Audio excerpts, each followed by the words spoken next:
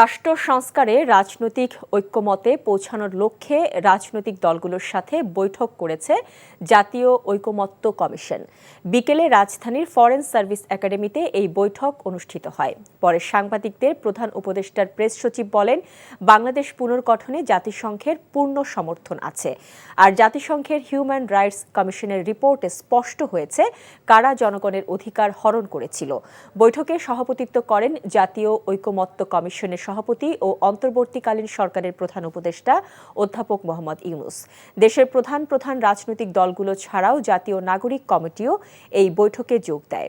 অন্তর্বর্তী সরকার গঠিত ৬টি সংস্কার কমিশনের সুপারিশমালা নিয়ে বৈঠকে আলোচনা হয়।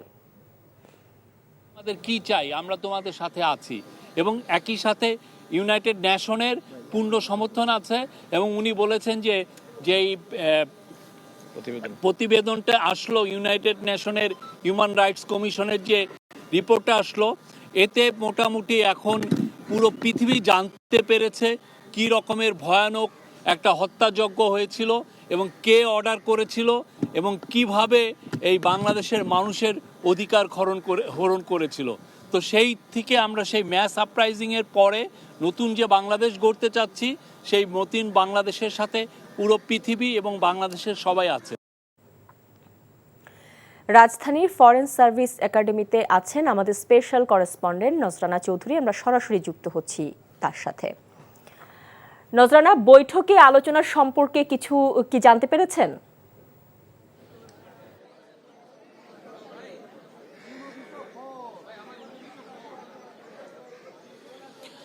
শাওন, বৈঠকটি ঠিক ৩টায় শুরু হয়েছে। আপনি বলছিলেন যে রাজধানীর ফরেন সার্ভিস একাডেমিতে এই বৈঠক শুরু হয়েছিল ঠিক বিকাল ৩টায়। এরপর আসরের নামাজের জন্য একটি বিরতি দেওয়া হয়েছিল। বিরতির পর কিন্তু বৈঠকটি আবার শুরু হয়েছে এবং বৈঠকটি এখনও চলছে। তো এখন পর্যন্ত সুনির্দিষ্টভাবে বলা যাবে না যে কি আলোচনা হয়েছে। এবং আপনি জানেন যে প্রধান উপদেষ্টা এবং জাতীয় ঐকমত্য কমিশনের সভাপতি প্রধান উপদেষ্টা অধ্যাপক মোহাম্মদ ইউনূস তিনি কিন্তু সূচনা বক্তব্য রেখেছেন। এরপর প্রায় 10 জনের মতো প্রতিনিধি, বিভিন্ন রাজনৈতিক দলের প্রতিনিধিরা এই তাদের মতামত পেশ করেছেন এই বৈঠকে। এবং আপনি একটা কথা জানিয়ে রাখতে চাই যে আজকে বৈঠকে মোট 26টি সংগঠন, এটি রাজনৈতিক দল এবং রাজনৈতিক জোট এবং এর বাইরে 3টি সংগঠন, যেমন হেফাজতে ইসলাম কোনো রাজনৈতিক সংগঠন নয়, জাতীয় নাগরিক কমিটি এবং বৈষম্য বিরোধী ছাত্র আন্দোলন, এই 3টি সংগঠনও কিন্তু রাজনৈতিক দল এবং জোটগুলোর সাথে এই বৈঠকে যোগ দিয়েছে।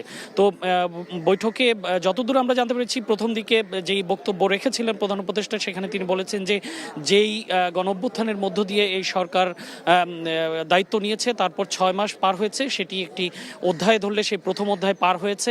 আজকে থেকে নতুন দ্বিতীয় অধ্যায় শুরু হলো এবং আগামী 6 মাস ধরে কিন্তু এই যেই সুপারিশমালা এসেছিল বিভিন্ন সংস্কার কমিশনের কাছ থেকে, সেই সুপারিশমালা নিয়ে এই ঐকমত্য কমিশন কিন্তু রাজনৈতিক দলগুলোর সাথে আলোচনা করে একটি কনসেনসাসে পৌঁছানোর চেষ্টা করবে এবং সেই কনসেনসাস তৈরি হলে তারপর একটি জুলাই চার্টার স্বাক্ষরিত হবে, যেখানে যারা বৈঠকে অংশ নিচ্ছেন তারা সবাই সেই চার্টারে স্বাক্ষর করলে সেই স্বাক্ষরের ভিত্তিতেই কিন্তু সেই সনদের ভিত্তিতেই একটি সনদ ঘোষিত হবে এবং তারপর তারা জাতীয় নির্বাচনের একটি দিনক্ষণ ঘোষণা করবেন। এবং আজকে প্রধান উপদেষ্টার প্রেস সচিব তিনি কিন্তু বলেছেন যে রাজনৈতিক দলগুলোর সাথে আলোচনার ভিত্তিতেই নির্বাচনের তারিখ ঘোষণা করা হবে।